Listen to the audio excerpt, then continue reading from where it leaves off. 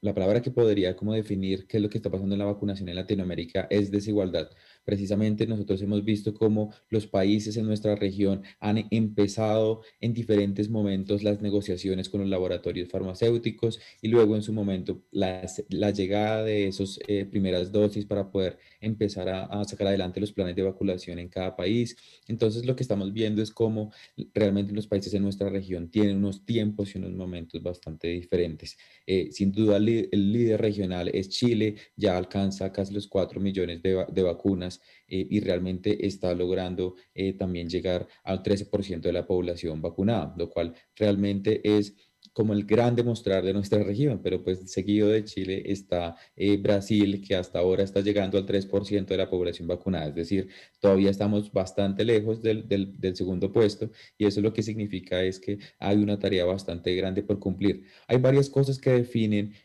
digamos, esta relación tan distante entre los países. La primera es el tema logístico y de cuál es el portafolio que cada uno de los países ha construido para acceder a las vacunas.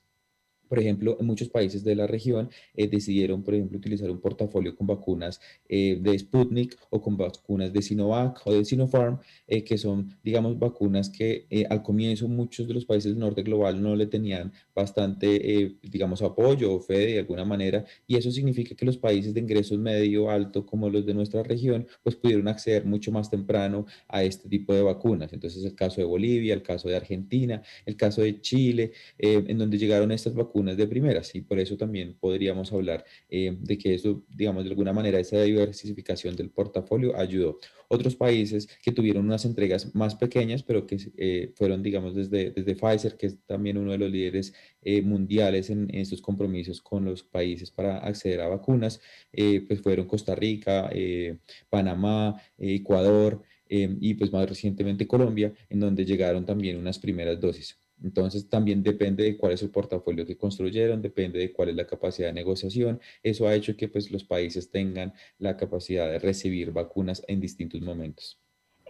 Profesor, ¿es necesario contar con un portafolio o un país que, por ejemplo, solo tenga acceso a la vacuna de uno de estos laboratorios podría tener efectividad en su proceso de vacunación?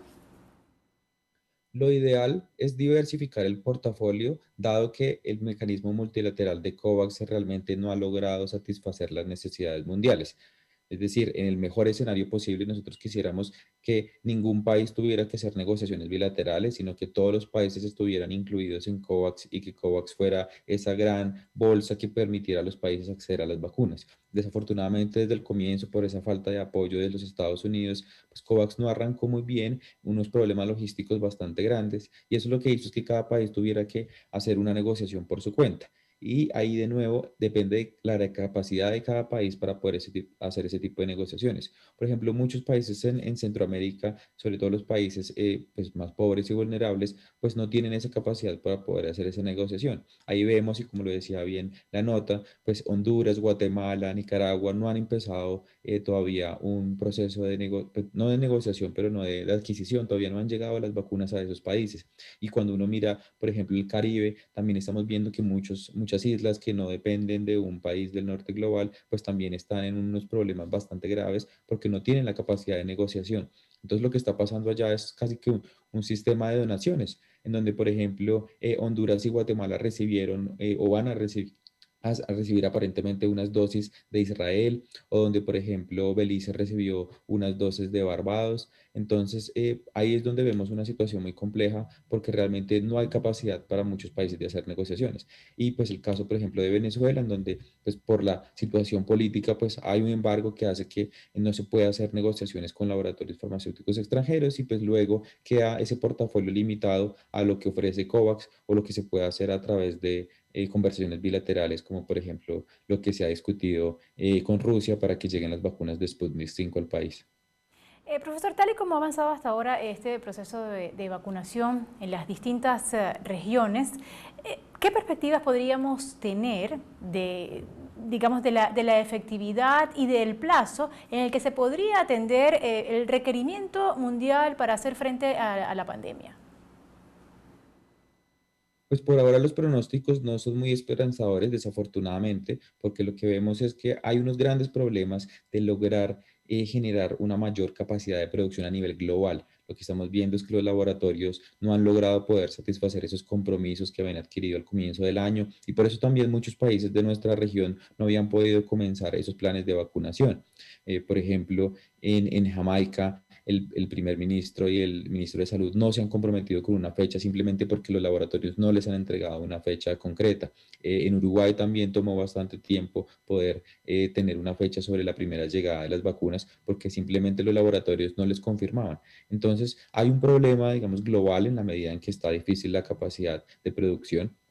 pero también hay un problema interno de nuestra región de poder como lograr capturar todos los recursos globales y hacer negociaciones entre todos. Por ejemplo, uno mira, por ejemplo, la Unión Europea a través de la Comisión Europea que hace negociaciones en conjunto, o por ejemplo, la Unión Africana ha logrado asegurar casi 600 millones de vacunas para la población que tienen en este continente, mientras que Latinoamérica sigue estando separada de los unos de los otros, cada uno haciendo sus planes por fuera. Realmente hay muy poca integración regional. Y a eso se le suma la falta de capacidad, por ejemplo, de algunos anuncios que ha hecho, por ejemplo, India y Sudáfrica solicitándole a la Organización Mundial del Comercio que se levanten algunas restricciones relativas a la propiedad intelectual para que se puedan empezar a producir vacunas en nuestras regiones, en aquellos países donde sí hay capacidad de producción. Entonces, digamos que el pronóstico desafortunadamente no es muy bueno, pero eso no significa que las cosas no puedan cambiar. Yo sí creo que Latinoamérica tiene que unirse y empezar a dialogar para poder mover hacia adelante todos estos intereses que buscan pues que la capacidad de producción aumente y que nosotros como región podamos negociar en conjunto y que negociemos mucho mejor.